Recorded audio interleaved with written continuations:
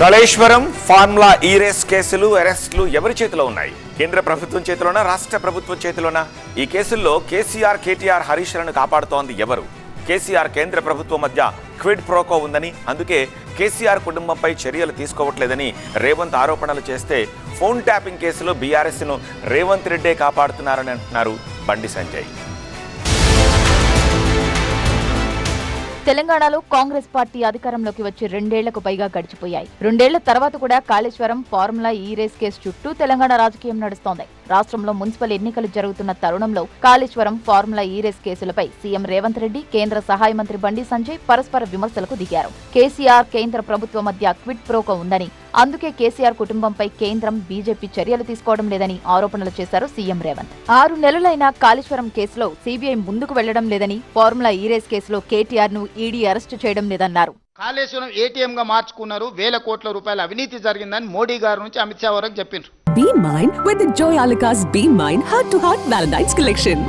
Ha, very smart. This year, on the purchase of jewelry worth $1,000 and above, you can receive exciting cashback vouchers, 100% value on old gold exchange, 100% value on diamond exchange, and much more only till February 15, 2026.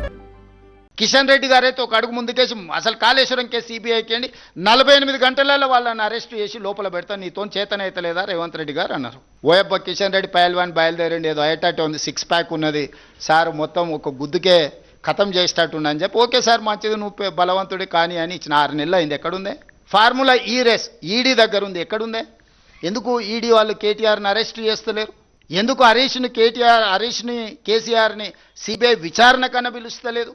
అంటే ఇన్నాళ్ళు మీరు సహకరించిన సహకారానికి తిరిగి వాళ్ళు ఇది quid pro quo కాదా? మీ ఒప్పందం అనుబంధం ఒక్కటి కాదా?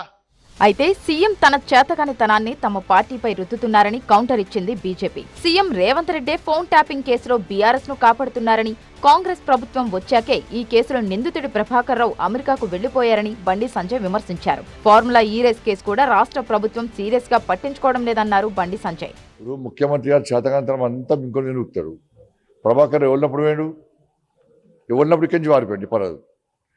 నువ్వు ముఖ్యమంత్రి కదా, ఇక్కడ మరి నువ్వు ముఖ్యమంత్రి ఉన్నప్పుడే వారిపోయింది కదా.